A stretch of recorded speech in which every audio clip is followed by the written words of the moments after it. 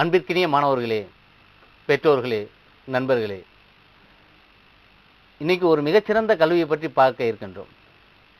என்ன மிகச்சிறந்த கல்வி அப்படின்னதுக்கு பிறகு எது மாதிரியான கல்வி, அப்படி என்ன மிகச்சிறந்த கல்வி, இவ்வளவு காலம் பார்த்ததெல்லாம், இவ்வளவு நாள் பார்த்ததெல்லாம் மிகச்சிறந்த கல்வி இல்லையா அப்படின்னு மாணவர்கள் நினைக்கலாம். ஆனால் இந்த கல்வியை பற்றி அதிகமான ஒரு விவரங்கள் தெரியாததுனால ஒரு மிகச்சிறந்த கல்வி மாணவர்கள் மத்தியில் விழிப்புணர்வு இல்லாத நிலையில் இருக்குது அப்படிங்கக்கூடிய பல கல்விகளில் இது ஒரு கல்வி. ஆகையினால தான் இந்த கல்வியை நான் ஒரு குறிப்பாக மிகச்சிறந்த கல்வி அப்படின்னு சொல்லி இந்த நிகழ்ச்சியை ஆரம்பிக்கிறேன். இப்போ பார்த்தோம்னா கல்வி அப்படின்றது இன்றைய காலகட்டங்களில் இந்தியாவில் கொஞ்சம் அதிகமாகவே கடந்த ஒரு 10-15 வருடங்களுக்கு இடையே கல்வி விழிப்புணர்வு அப்படின்றது இந்திய மாணவர்களிடையே மிக அதிகமாக வந்து கொண்டிருக்கக்கூடிய ஒரு சந்தோஷமான செய்தி. அந்த வகையில் பார்த்தோம்னா இந்தியாவில் மிக அதிகமான கல்வி நிறுவனங்கள் தொடங்க ஆரம்பிச்சிட்டாங்க கடந்த 5-10 வருடங்களுக்கு இடையே. உலக அளவில் இருக்கக்கூடிய கல்வி நிறுவனங்களில் இந்தியாவில் தான் அதிகமாக கல்வி நிறுவனங்கள் இருக்குன்னு அப்படின்னு கூட சொல்கிறாங்க. ஆக இந்த மாதிரியான கல்வி நிறுவனங்கள் வந்ததுக்கு பிறகு பல்வேறு வகையான புது வகையான படிப்புகளும் வந்துட்டது. அந்த புது வகையான படிப்புகளுக்கு தகுந்தது மாதிரி மாணவர்கள் தங்களுடைய ஆர்வத்தின் அடிப்படையில், பொருளாதார பின்னணியின் அடிப்படையில் பல்வேறு வகையான படிப்புகளை தேர்ந்தெடுக்கக்கூடிய ஒரு அற்புதமான சூழலும் இப்போ நிறைய இருக்குது.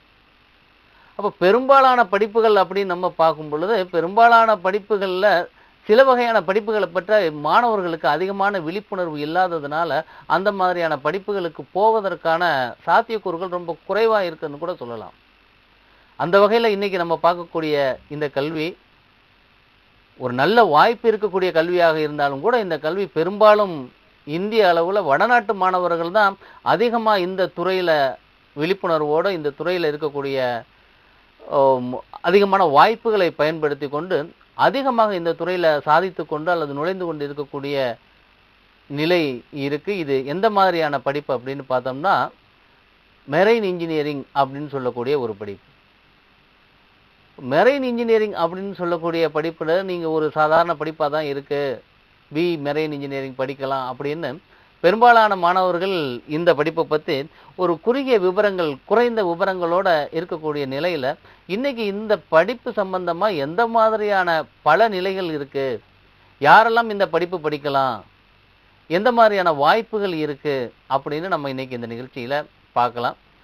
அந்த வகையில் மெரைன் இன்ஜினியரிங் அப்படின்னா என்ன, மெரைன் இன்ஜினியரிங்கில் என்ன சொல்லித்தர்றாங்க, எந்த மாதிரியான படிப்புகள் மெரைன் இன்ஜினியரிங்கில் இருக்குது அப்படின்னா பெரும்பாலான மாணவர்கள் சொல்கிறாங்க மெரைன் இன்ஜினியரிங் அப்படின்னாக்கா கப்பல் சம்பந்தப்பட்ட படிப்பு.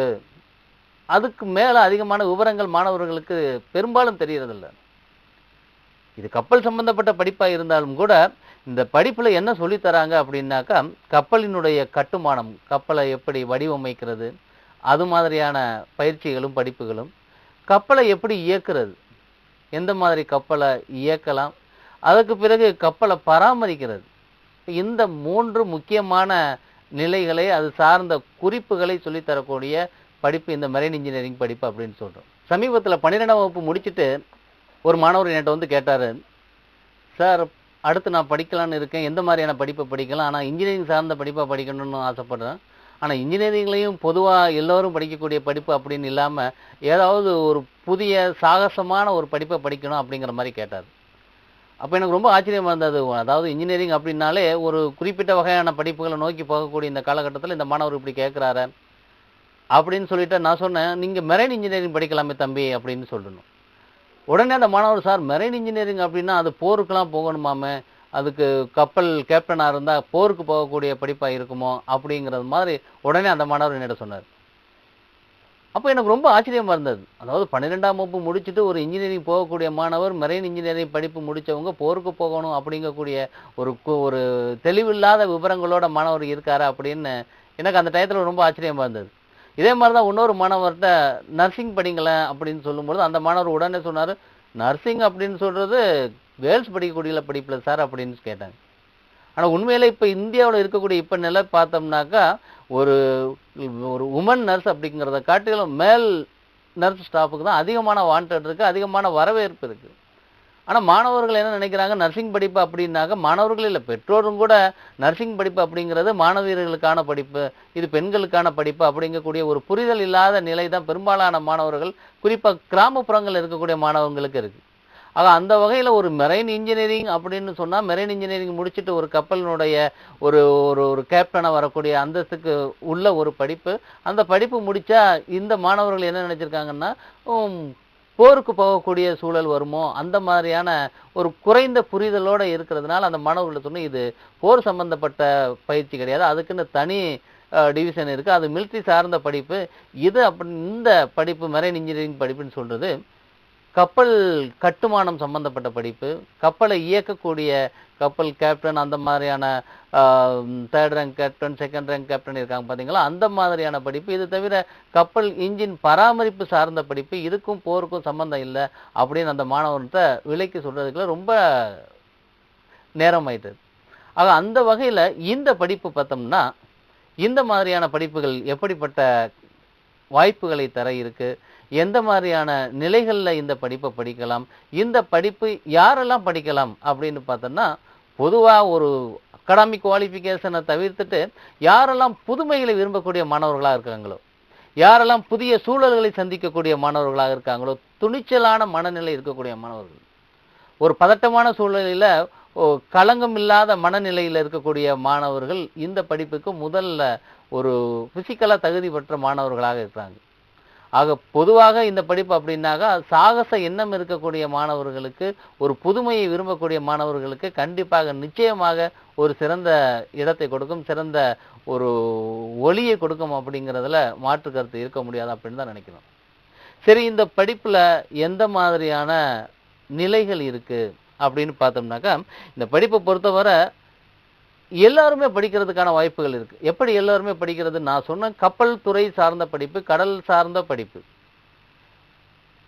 கடல் சார்ந்த படிப்பு அப்படின்னாக்கா இது ஒரு இன்ஜினியரிங் லெவலில் தான் படிப்பு இருக்குது அப்படின்னு பார்த்தோம்னாக்கா, குறைந்த தகுதிகளில் இருந்து அதிக தகுதிகள் வர வாய்ப்பை தரக்கூடிய படிப்புகளில் இது ஒன்று. என்ன குறைந்த தகுதி அப்படின்னா, 10வது வகுப்பு முடித்தால் கூட இதில் நடத்தப்படக்கூடிய சில டிப்ளமோ கோர்சஸை படிச்சுட்டு மிகச்சிறந்த வாய்ப்புகளை பெறக்கூடிய நிலையில் இருக்குது. சரி, எந்த மாதிரியான நிலைகளில் போகலாம்? இப்போ ஒரு 10ஆம் வகுப்புக்கு முன்னாடி ஒரு 12ஆம் வகுப்பு முடித்த மாணவர்களாக இருக்காங்க. 12ஆம் வகுப்பு முடித்த மாணவர்கள் இந்த மாதிரியான கடல் சார்ந்த துறைக்குள்ளே போகணும் அப்படின்னு நினச்சாக்கா, இதில் எந்த மாதிரியான படிப்புகள் இருக்குது அப்படின்னு பார்த்தா, இதில் இன்ஜினியரிங் லெவல் தனியாக இருந்தாலும் கூட இதில் சயின்ஸ், அதாவது கலை அறிவியல் கல்லூரிகளில் கூட சொல்லித்தரக்கூடியது மாதிரியான படிப்புகளும் இருக்குது.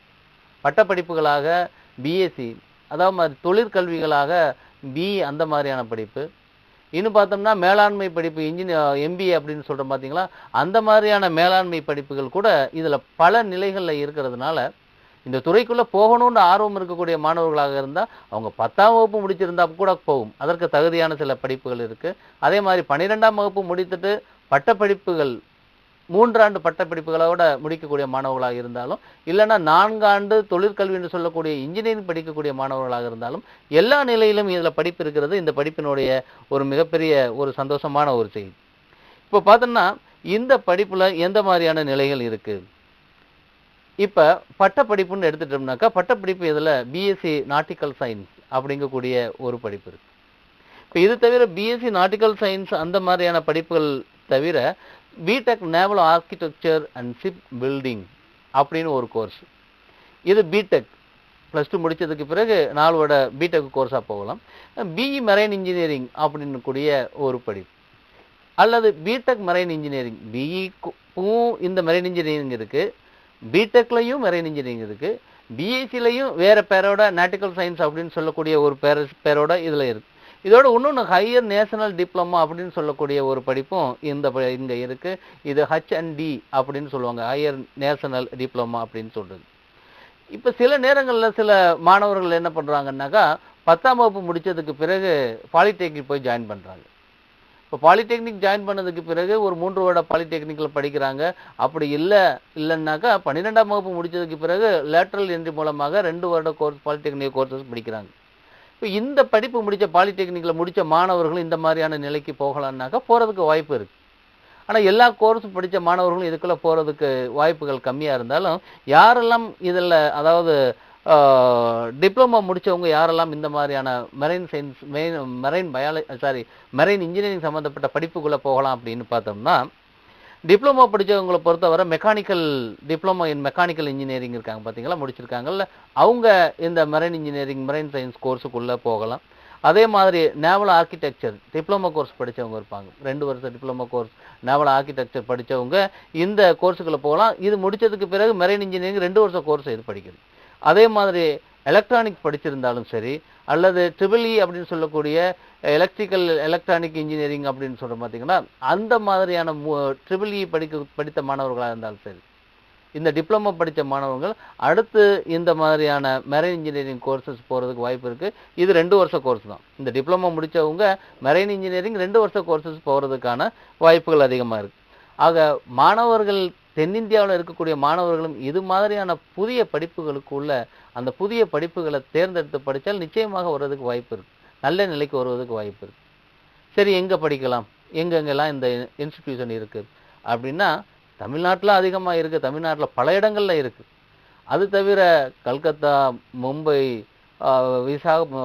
விசாகப்பட்டினம், அந்த மாதிரி தமிழ்நாட்டில் இது இந்தியாவில் பல மாநிலங்களில் அதிகமாக இந்த படிப்பை சொல்லித்தரக்கூடிய இன்ஸ்டிடியூஷன் இருக்குது. அந்த வகையில் பார்த்தோம்னாக்கா இந்த இந்தியன் மேரிடைம் யூனிவர்சிட்டி மெட்ராஸில் இருக்குது.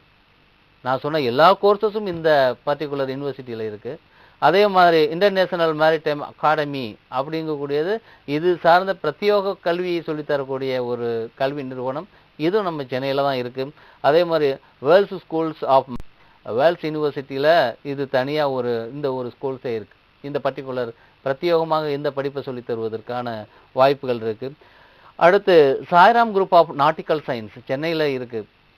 ரொம்ப அதிகமான இன்ஃப்ராஸ்ட்ரக்சரோட மிக அதிகமாக சிறந்த நிலையில் இந்த குறிப்பிட்ட துறைக்கென்று பிரத்யேகமான பல கல்வி நிறுவனங்களோடு இந்த குரூப் ஆஃப் இன்ஸ்டிடியூஷன் சொல்லி கொடுத்துக்கிட்டு இருக்காங்க. அதே மாதிரி ஏஎம்இடி யூனிவர்சிட்டி சென்னையில் இருக்கக்கூடிய இந்த மாதிரியான யூனிவர்சிட்டிகள் குறிப்பாக ஒரு நல்ல நிலையில் இருக்கக்கூடிய பல நிறுவனங்களில் ஒரு சில நிறுவனங்கள். அதே போல் மும்பையில் பால் அப்படின்னு சொல்லக்கூடிய ஒரு பகுதியில் இருக்கக்கூடிய மேரிடைம் ட்ரேடிங் இன்ஸ்டிடியூட் அப்படி இருக்குது மும்பையில். அடுத்துக்கு பிறகு டிஎஸ் சாணக்கியா மும்பையில் இருக்கக்கூடிய institution, marine engineering research institute கல்கத்தாவில் இருக்குது. இப்போ இதெல்லாம் பிரத்யேகமாக இந்த மாதிரியான ஒரு கடல் சார்ந்த மேலாண்மை படிப்புக்கு, கடல் சார்ந்த உயர்ந்த தொழில்நுட்ப படிப்புக்கோ அல்லது பொறியியல் சார்ந்த படிப்புகளுக்கோ பிரத்யேகமாக இருக்கக்கூடிய கல்வி நிறுவனங்கள். இந்த கல்வி நிறுவனங்கள் தவிர தமிழ்நாட்டில் பல பல்கலைக்கழகங்கள் தவிர பல தன்னாட்சி பல்கலைக்கழகங்கள், இது தவிர பல்வேறு வகையான அங்கீகரிக்கப்பட்ட தனியார் பொறியியல் கல்லூரிகளில் இந்த மாதிரியான படிப்புகள் எல்லாம் இருக்குது. ஆக வாய்ப்புகள் அதிகமாக இருக்குது, படிப்பதற்கான வாய்ப்புகள் இருக்குது. இப்படி வாய்ப்புகள் உள்ள படிப்பை படித்து முடித்தால் எந்த மாதிரியான வேலை அப்படின்னா, நான் சொன்ன மாதிரி அதிகமாக வாய்ப்போடு இல்லாமல் அதிக கை நிறைய சம்பாத்தியம் கிடைக்கக்கூடிய படிப்புகளில் இது ஒன்று. உலக நாடுகளையெல்லாம் சுற்றி வரக்கூடிய வாய்ப்பு, 6 மாதத்திற்கு 2 மாதம் விடுமுறை கிடைக்கக்கூடிய வாய்ப்பு, குடும்பத்தோடு ஒரு சில பதவிகளில் இருக்கக்கூடிய இந்த படிப்பு மூலமாக ஒரு சில பதவிகளில் இருக்கக்கூடிய அந்த பணியாளர்களுக்கு தன்னுடைய குடும்பத்தை, அதாவது மனைவியரையும் உடன் வைத்து கொள்ளக்கூடிய சில வாய்ப்புகள் கூட இருக்குன்னு சொல்கிறாங்க. ஆனால் பொதுவாக இந்த படிப்பில் இருக்கக்கூடிய ஒரு குறை மாணவர்களுக்கு கேட்டோம்னா, இது குடும்பத்தை விட்டு முற்றிலுமாக பிரிந்து இருக்கக்கூடிய ஒரு நிலை, குறிப்பிட்ட ஒரு வருடம் முழுவதுமாக பிரிந்து இருக்கக்கூடிய நிலை அப்படின்னு மாணவர்கள் இந்த படிப்பில் ஒரு குறைபாடு இருந்தாலும், இந்த படிப்பை பொறுத்தவரை ஒரு குறிப்பிட்ட வகையான நிலைகளில் இருக்கக்கூடிய ஸ்டேட்டஸில் இருக்கக்கூடிய அந்த ஆஃபீஸர்ஸுக்கு பார்த்தோம்னா இந்த குடும்பத்தை உடன் வைத்துக்கொள்ளக்கூடிய சில வசதிகளும் இருக்குது, சில எக்ஸப்ஷன் இருக்குது. ஆக அந்த மாதிரி உயர்ந்த நிலைக்கு போகக்கூடிய நிலையில் இருக்கக்கூடியவர்களுக்கு இந்த குறைகளும் இல்லாமல் போகிறதுனால அதிகமான சில சௌகரியங்கள் இந்த படிப்பில் இந்த வேலைகளில் இருக்கு. சம்பாத்தியம் அப்படின்னா சேர்ந்த உடனேயே 20,000 இருந்து 50,000 வரை ஒரு குறிப்பிட்ட வருடத்திற்கு பிறகு லட்சக்கணக்கான அளவில் சம்பாத்தியம் தரக்கூடிய படிப்புகளில் இது ஒரு முக்கியமான படிப்புகளில் ஒன்றா இருக்குது. ஒரு துணிச்சல் நிறைந்த மனநிலையில் இருக்கக்கூடிய மாணவர்களுக்கு வாய்ப்புகளை அதிகம் தரக்கூடிய படிப்புகளில் ஒரு படிப்பாக இருக்கிறதுனால மாணவர்கள் நிச்சயமாக இந்த மாதிரியான புதிய துறைக்குள்ள நுழைந்து உங்களுடைய வாழ்க்கையை வளப்படுத்திக் கொள்ளுங்கள், வளமாவீர்கள் என்ற வாழ்த்துக்களோடு விடைபெறுகிறேன். நன்றி, மீண்டும் ஒரு புதிய படிப்போடு நாளை சந்திப்போம்.